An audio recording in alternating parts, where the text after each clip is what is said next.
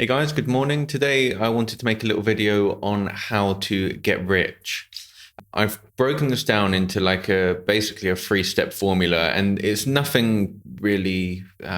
It's just simplifying like all of the information. I think there's so much noise out there about like finances and so on. So this is no real innovation or anything like that. It's just breaking down how to become rich, and how to achieve like financial freedom, I should say, because the goal shouldn't just to have as much money as possible. At least in my case anyway, the goal is to have like financial freedom within my life, to be able to do and buy all of the things that I want. So I've broken this down into 3 simple steps. Let's get straight into it. So the first goal, in my opinion, and your primary goal, is to have an income, obviously. And you should have, in my opinion, a baseline of $10,000 per month. That is like the minimum. Like if you're not earning $10,000 per month now, all of your time and effort, at least this is how I would approach it, should be going into generating that level of income. And for some of you, this will seem like really far off. You'll be thinking, there's no way that I can earn like $10,000 per month. In the digital world that we live in, it's not really that difficult to do anymore. If you're going through the normal system of getting a job, having to work your way up for a few years, going down the education route, okay, 10K per month, it's going to take you a while to get there. In the online world we live in, it really doesn't. There are hundreds of different like paths that lead to success. Like there's so many different avenues that you can take to get to 10K a month. A few ideas of skills you could learn: copywriting, programming, design. Google ads, Facebook ads, there's huge demand there at the moment. And you could also charge a commission on someone's return on investment. Dropshipping, like, not that I'm a massive fan of it, but it's definitely a way to earn money. And of course, learning how to build a business. Of course, if you're here and watching my channel, you're most likely involved in business in some way. And yeah, so they're just like a couple of ideas. There's hundreds of different ways to do it. Even just learning like Integromat and becoming an Integromat consultant, like there's demand for it on Upwork. Learning basic like programming skills, design. There's just so many different ways that you can do it. So you should essentially, like, all we're really talking about is developing yourself, acquiring a skill. And as long as you have a way to deliver value to someone else through your skill, as long as you have a way to deliver value to them, you have a way to make money. You can charge, and you should charge, based on how much on how much value you're able to deliver someone, which is why it makes complete sense to invest in yourself, in your own education, through books, learning experiences. There's loads of ways to develop your skill set as a person, which comes back round to you can deliver more value, you have more experience, so then you can charge more money. The first rule is have an income. And the baseline for me, absolute minimum, is $10,000 per month. If I'm not earning 10K per month, I'm in a bad place, and all of my effort will go into bringing up my income. So you shouldn't be worrying about like passive income and so on at that point. It's like, for me, 10K is the baseline, and you do what's necessary to get there. Step number 2, again, sounds very simple even saying this, but spend less than you earn. Whilst it sounds so basic, if you don't manage your finances, you will always overspend your money. This is a lesson that I have learned firsthand. So what I do now, I have a guilt-free spending budget. I will take like 20%, 30% of my income. I'll spend it on whatever I want. I'll waste it on things. Look, like you want to enjoy your life, right? We're not talking about just but being so strict that you don't get to enjoy yourself. Like when you're further down the financial ladder, that may be the case, and I would become a lot more strict. But as you start to develop your income, I set myself a guilt-free spending budget, which I'll blow on whatever I want, basically.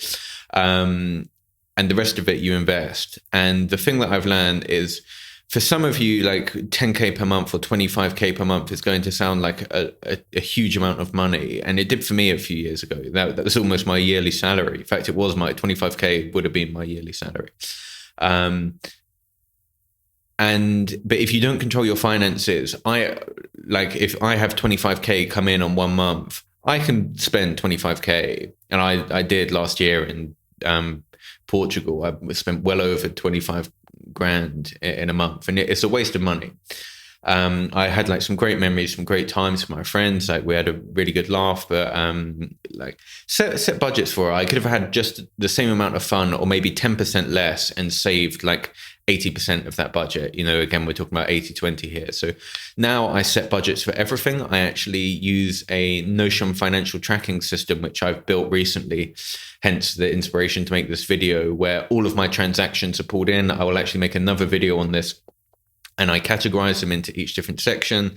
It goes over my income in each business, my investments, everything. It's all managed there. But there's loads of, if you don't want to build out something yourself, there's a ton of different personal finance applications where you can import your transactions to, categorize them, and then you'll actually see where your money is going. And then from there, that is then when I come in and assign a budget on things. Like when I realize I'm spending like $2,000 per month on eating out, bearing in mind, I own a healthy food delivery service that delivers food to me every day. So I shouldn't need anywhere near that type of budget to eat out.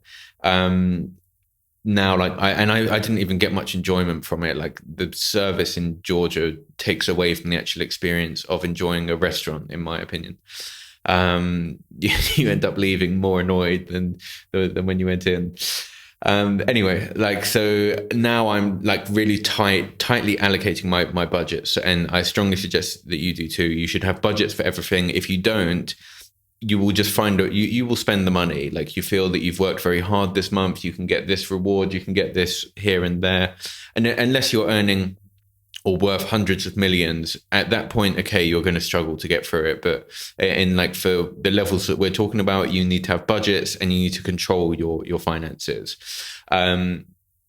So have a guilt-free spending budget and invest the rest. Here are two ways that you do this. You either earn more money or you spend less money. They're like the two ways to spend less than you earn, right? And ideally, you want a mixture of both. Budget your wealth and invest the rest. It's also very important to remember that having money sitting in a bank. I was actually told this by the owner of a bank a few years ago. He said, if you have your money sitting in a bank, you may as well just give it to them. You're getting 0.5% interest, depending where you are in the world. Okay, it's going to be up or down slightly. You just invest in an index fund and take, I think it's going to be like 6 or 8%. And then there's other like more innovative financial tools that are available at the moment, like in the DeFi world, depending, for example, Nexo, you can just hold a USD crypto token and you're going to get 10% or 12% interest per year just for holding something pegged to the US dollar. You can also look at BlockFi. They have like similar services. So just by holding dollars, you can earn 10% interest. So I wouldn't have, the only money I have in a bank account is like my day-to-day spending money, which is like budgeted. So it will be a couple of $1,000s per month. I'll have an emergency fund as well that's sitting in a bank and the money isn't working for me. The rest of my capital is working for me in one way or another. And I think this is also where people get a little bit scared when we start talking about investing and talking about investing in general. They think that they need to know stocks or they need to do real estate. I do very little with stocks and I do very little on like real estate, perhaps to my detriment. Like perhaps I'm missing out on a big opportunity there, but it's also like the time opportunity that's required for me on real estate. And just for stocks personally, I just feel that there's bigger opportunities in crypto at the moment. Nothing actively against the stock market, but for real estate, like just to have the money like tied up, it takes time to sell the property and so on. It's just not something that I'm actively working on. So you don't need to be an expert in any of these realms to make a return on investment. You can look into Nexo. I strongly suggest you to look into Nexo. Actually, I'll put it in the description below. And just for holding any currency like USD, British pound, euro, you can earn 10 to 12% interest per year, and they're insured up to about, I think it's $375 million. So it's a very, very easy way to earn. If you're not looking for high risk investments, it's a fantastic option. And again, you literally don't even need to look at it. You don't even need to look at stocks.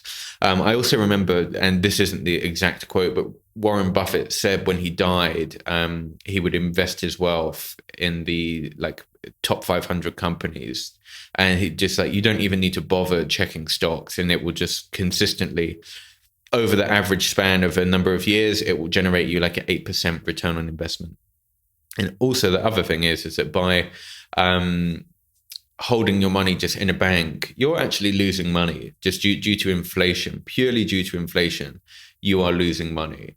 And bearing in mind how much money has been printed over the past 2 years due to the pandemic and everything going on there, we're already seeing reports, in fact, of like rising inflation. And I personally think like the people that I know who are more involved in this space, they are fairly certain that it's going to continue to spike up, which makes much more sense to have your capital assigned in even just in assets that combat inflation.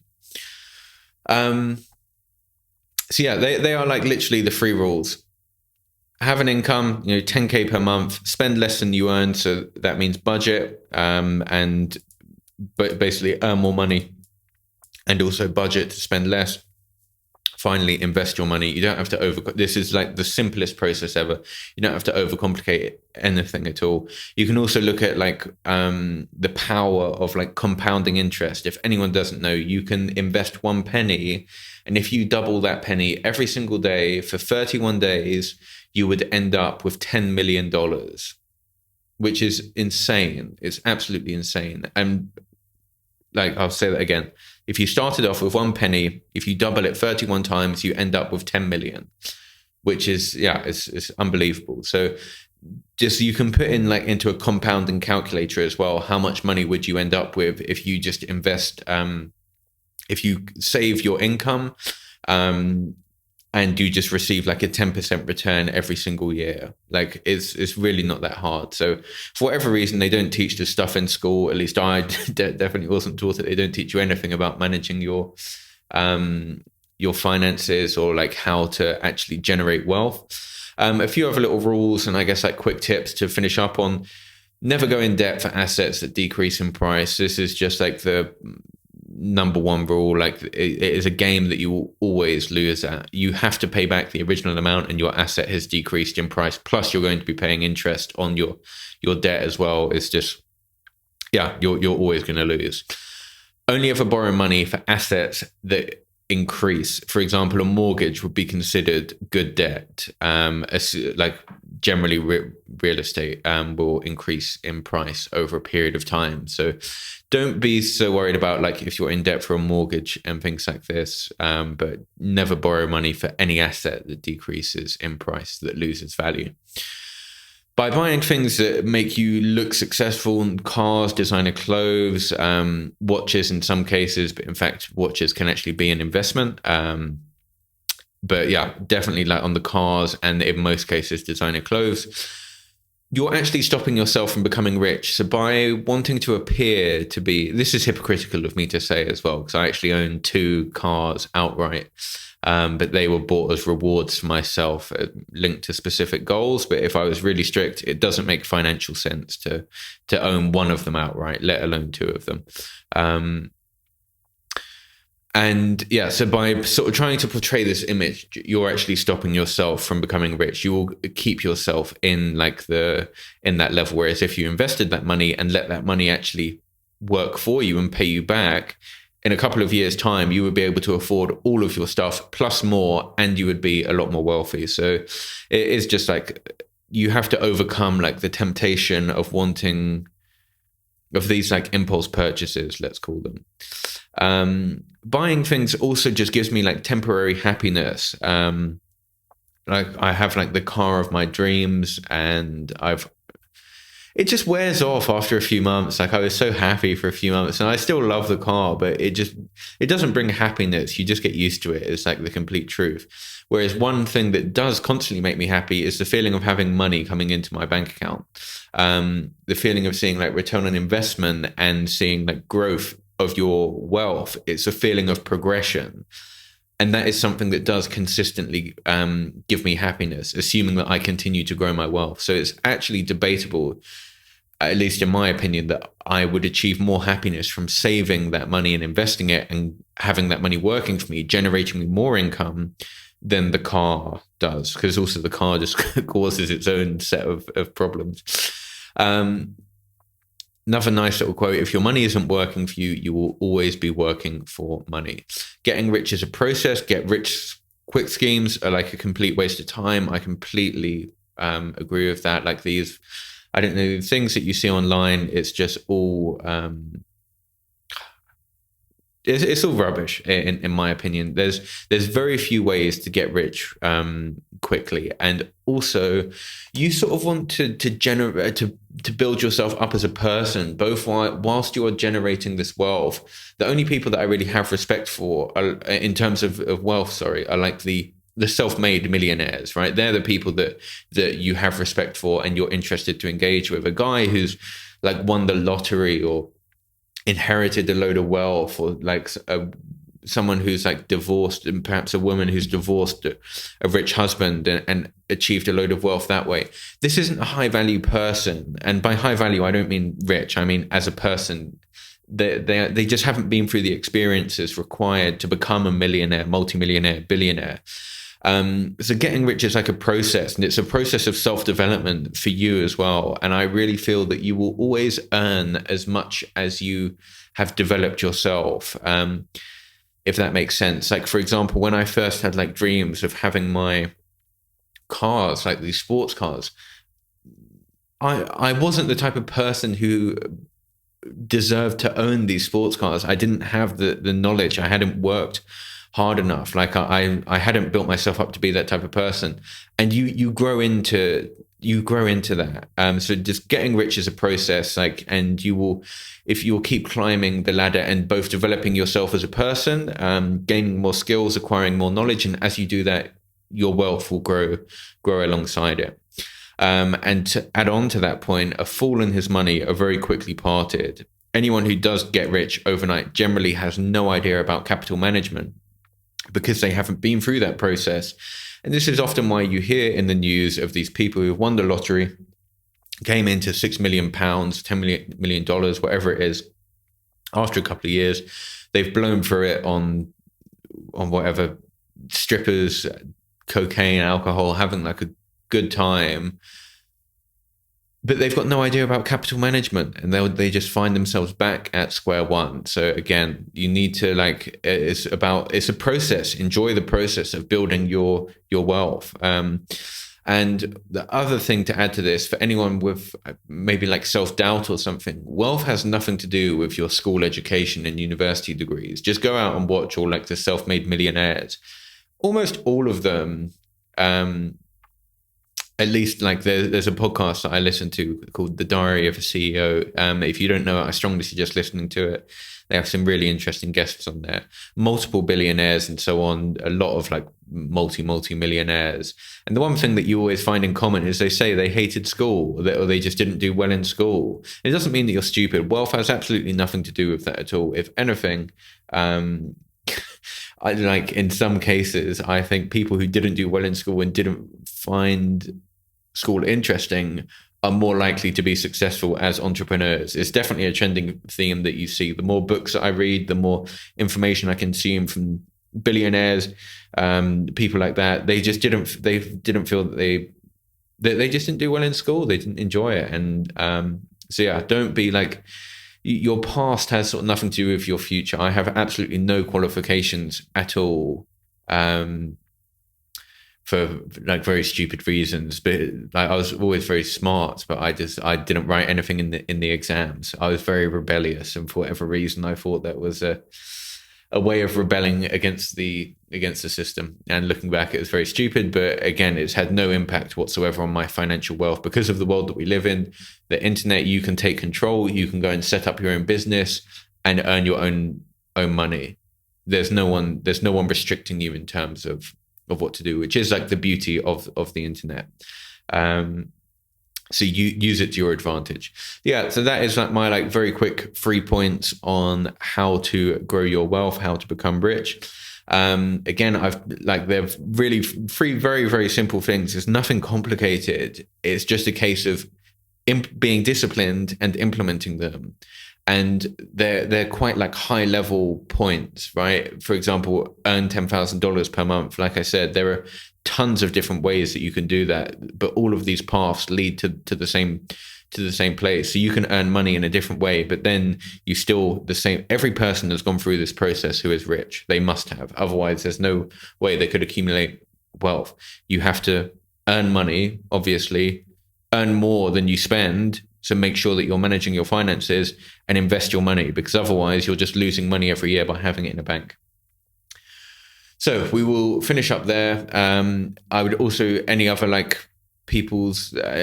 tips people have on like finance, personal finance, wealth management, and so on. It's something I'm actively exploring at the moment. I'm reading a number of books on this, and just in terms of like managing my own capital, and of course growing my wealth as well was always a primary goal of mine. So yeah, I'd be really interested to hear if any people have some points to add as well. Thank you for watching. Take care and have a great day.